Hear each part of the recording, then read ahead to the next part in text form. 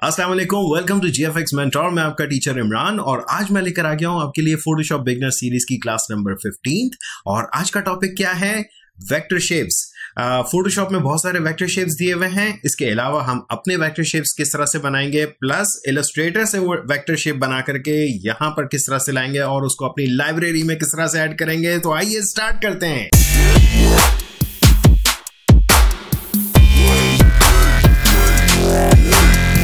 Alright, welcome back. जैसे मैंने बताया आप लोगों को, आज हम वेक्टर शेप्स देखने वाले हैं। सो फोटोशॉप में यहां पर अगर आप देखें तो रेक्टेंगल टूल दिया हुआ है, rounded rectangle, ellipse, polygon and line tool. इसके अलावा कुछ कस्टम शेप्स भी मौजूद हैं, लेकिन सबसे पहले आइए देखते हैं रेक्टेंगल टूल क्या करता है। सो रेक्टेंगल टूल जैसे ही आपने लिया और जैसे ही बनाया तो एक जल्दी से पॉपअप खुल के आएगा आपके सामने। ये आपके पास सामने एक पैनल आ गया, दिस इज प्रॉपर्टी पैनल। इसमें ऑफ कोर्स इसी रेक्टेंगल की प्रॉपर्टीज मौजूद हैं, राइट। इसको अभी थोड़ी देर में देखते हैं, लेकिन उससे पहले मैं आपको बता दूं कि जिस तरह से हमने पेन टूल से चीजें बनाई थी और लास्ट क्लास में मैंने बताया था कि आप फिल एंड स्ट्रोक यहां से चेंज कर सकते हैं। अब ये तमाम तर प्रॉपर्टीज आपको यहां पर भी मिल रही हैं, प्लस यहां पर ये जो अगर आपको दिख रहा है W एंड H यानी विड्थ एंड हाइट यहां पर दिया हुआ है, X और Y पोजीशन। सो यानी कि अगर आप चाहें तो इसको X और Y पोजीशन यहां से भी चेंज कर सकते हैं। यानी एक्स एक्सिस हॉरिजॉन्टल होता है और वाई एक्सिस वर्टिकल होता है। सो अगर मुझे इसको ऊपर लेके जाना है तो मैं इसको यूं ले जाऊंगा, राइट। नाउ दूसरी चीज, यहां नीचे आप देखें तो आपके पास फिल दिया हुआ है। फिल के लिए ये पैनल ये वाला अगर बटन आप प्रेस कर लें तो यहां से आपका कलर पिकर आ जाता है और आप कोई भी कलर सेलेक्ट करके इसमें फिल कर सकते हैं। इसके अलावा जैसे मैंने आप लोगों को बताया था लास्ट क्लास में कि मैं अगर यहाँ पर डबल क्लिक करूं लेयर पर, तब भी आप इसका कलर चेंज कर सकते हैं। So this is quite easy, बहुत आसान सा है, इतना मसला नहीं है। हाँ, अगर स्ट्रोक आपने देना है, आप स्ट्रोक यहां से लेंगे, अगेन आप कलर यहां से चूज कर लें और आपके स्ट्रोक का वेट आप यहां से बढ़ा सकते हैं। ये बहुत आसान सी कॉमन सी चीजें हैं। बहरहाल मैं इस वक्त इसमें से स्ट्रोक हटाना चाह रहा हूं और सिंपली मैंने यहाँ पर आके नन कर दिया एंड हमारा स्ट्रोक चला गया।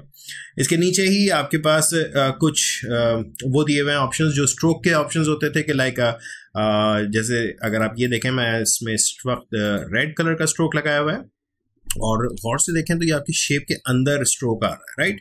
एंड लेट्स सी, अगर मैं इसको ये कर दूं तो ये सेंटर में आ रहा है, ये कर दूं तो ये आउटसाइड आ रहा है। बट यूजुअली सेंटर इनसाइड अगर हम रख रहे होते हैं तब भी सही रहता है, कोई मसला नहीं।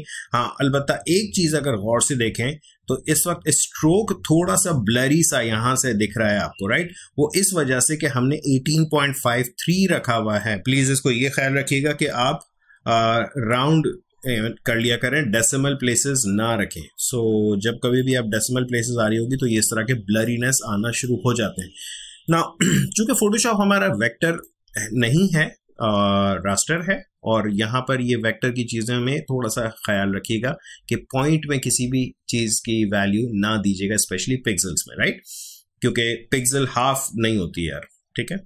ऑलराइट, नीचे आ जाए तो ये आपके पास डैश लाइंस वगैरह के ऑप्शंस हैं। बहरहाल मैं इन सबको स्किप करके यहाँ पर आ रहा हूँ। ये आपके राउंडेड कॉर्नर्स हैं। सो अगर मैं यहाँ पर एक की वैल्यू बढ़ाऊंगा, देखें यहाँ पर बीच में आपको दिख रहा है चेन, एंड दैट मीन्स कि अगर मैं यहाँ पर एक की वैल्यू बढ़ाऊंगा तो ये सब की वैल्यू एक साथ बढ़ेगी। सो 30 पिक्सल्स अगर मैंने किया है या 64 पिक्सल्स किया है, सो ये चारों कॉर्नर्स पे चेंज हो रहे हैं। हाँ, अगर आप ये चाह रहे हैं कि चारों चेंज ना हो, सो फॉर एग्जांपल मैं सिर्फ इस कॉर्नर को राउंड करना चाह रहा हूं और बाकी सारे कॉर्नर्स पॉइंटेड रखना चाह रहा हूं, तो इन सब को बाकियों को मैं 0 पिक्सल्स कर रहा हूं and see this.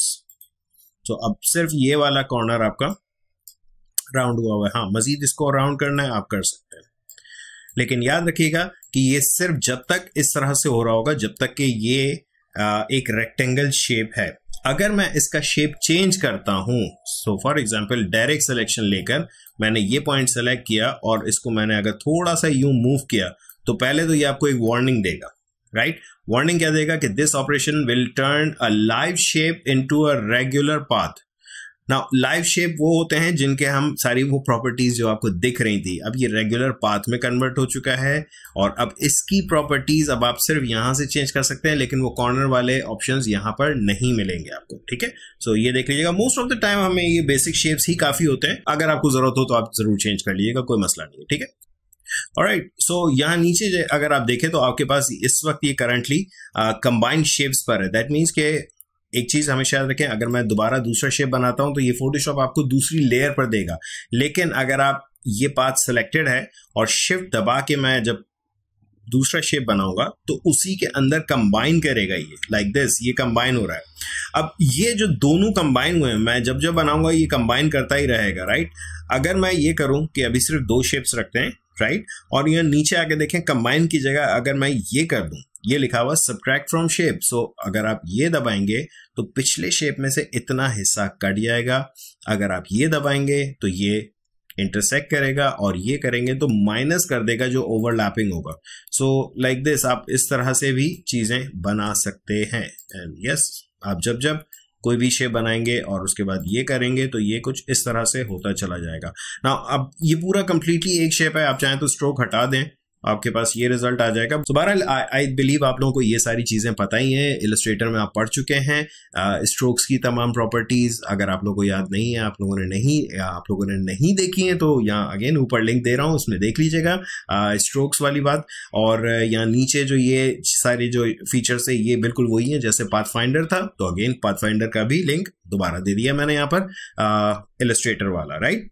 Okay, so now इसके अंदर आपके पास और क्या शेप्स है, राउंडेड रेक्टेंगल। सो अगेन यार, अब राउंडेड रेक्टेंगल लो या रेक्टेंगल लो, ये तो आपको सबको पता चल ही गया कि आप किसी भी रेक्टेंगल को राउंडेड रेक्टेंगल में कन्वर्ट कर सकते हो।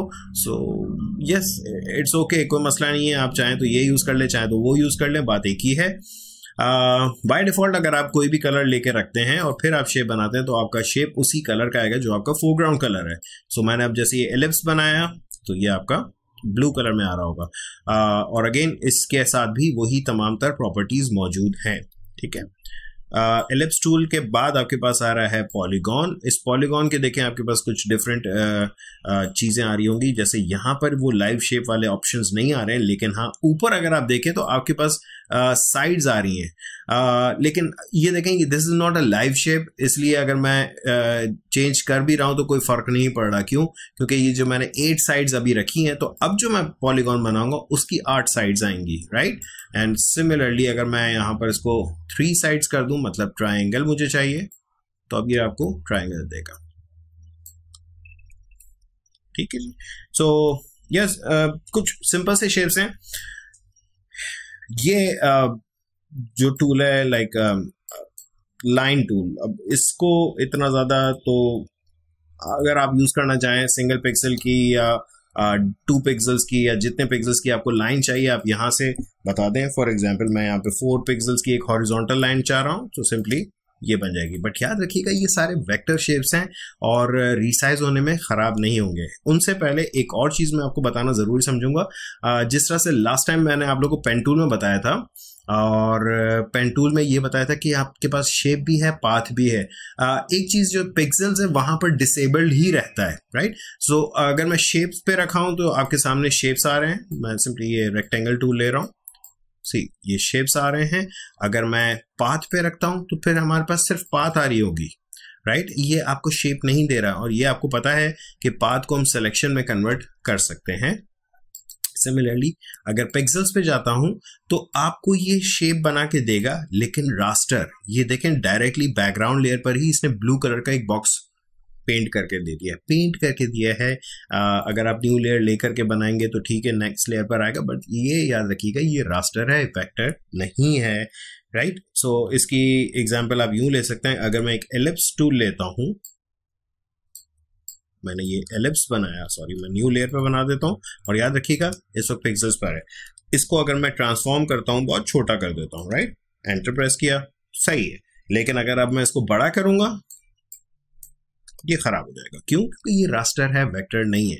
ऑन दी अदर हैंड अगर मैं शेप रखता हूं और फिर मैं बनाता हूं, फिर मैं चाहे जितना भी छोटा कर लूं, एंटर, और फिर मैं जितना भी बड़ा कर लूं, ये हमेशा शार्प एंड क्रिस्प रहेगा। क्यों? क्योंकि ये वेक्टर शेप है, राइट।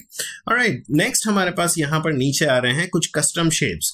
नाउ कस्टम शेप्स क्या हैं? जैसे आप बनाते हो तो आपके सामने कुछ ना कुछ एरो या कोई चीज बनी हुई आ जाएगी, लेकिन यहाँ ऊपर अगर आप आके देखें तो शेप्स आपके पास कुछ एक्स्ट्रा दिए हुए हैं। आप इसमें से कोई भी शेप उठाएं और यूज करें, कोई मसला नहीं है, परफेक्ट। जबरदस्त, राइट। नाउ क्या हमारे पास सिर्फ इतने ही शेप हैं? नो, बहुत सारे शेप्स हैं। और वो कहाँ हैं? सिंपली अगर आप यहाँ इस फ्लाई आउट बटन पे क्लिक करें तो यहाँ पे देखें एनिमल्स, एरोज, ब्ला ब्ला ब्ला ब्ला ब्ला, बहुत सारे हैं। अगर आप डायरेक्टली जाके ऑल पे क्लिक कर दें एंड ओके कर दें, अपेंड करेंगे तो उसी के आगे ऐड होंगे। मैं ओके कर रहा हूं, मतलब ये सारे रिप्लेस होकर के नए शेप्स आ जाएंगे और जो पिछले थे वो भी इसी के अंदर ही है। सो अब आपके पास इतने सारे यहाँ पर शेप्स मौजूद हैं और आप आराम से कोई भी शेप लेकर के यूज कर सकते हैं एंड ये वेक्टर शेप्स हैं, सही है। सो इस चीज से बेफिक्र हो जाए कि ये खराब होंगे या क्या होंगे, परफेक्ट है, ठीक है। नाउ सवाल अब जो मैंने कहा था कि हम अपना शेप इलस्ट्रेटर से किस तरह से लाएंगे, बट उससे पहले मैं एक और चीज बताना चाहूंगा कि अगर आप यहां से भी कोई शेप इलस्ट्रेटर में लेके जाना चाह रहे हैं तो बहुत आसान है। सिंपली ये अपना यहां से सिलेक्शन, पाथ सिलेक्शन टूल लें, अपना शेप को सिलेक्ट करें, इसको कंट्रोल C कॉपी करें और आ जाएं इलस्ट्रेटर में। मैं यहाँ इलस्ट्रेटर में आकर के पेस्ट अगर करता हूँ, राइट, ये आपसे दो ऑप्शंस पूछेगा, कंपाउंड शेप या कंपाउंड पाथ। कंपाउंड शेप रखें, ओके करें, कोई मसला नहीं है एंड इसको थोड़ा सा छोटा करें।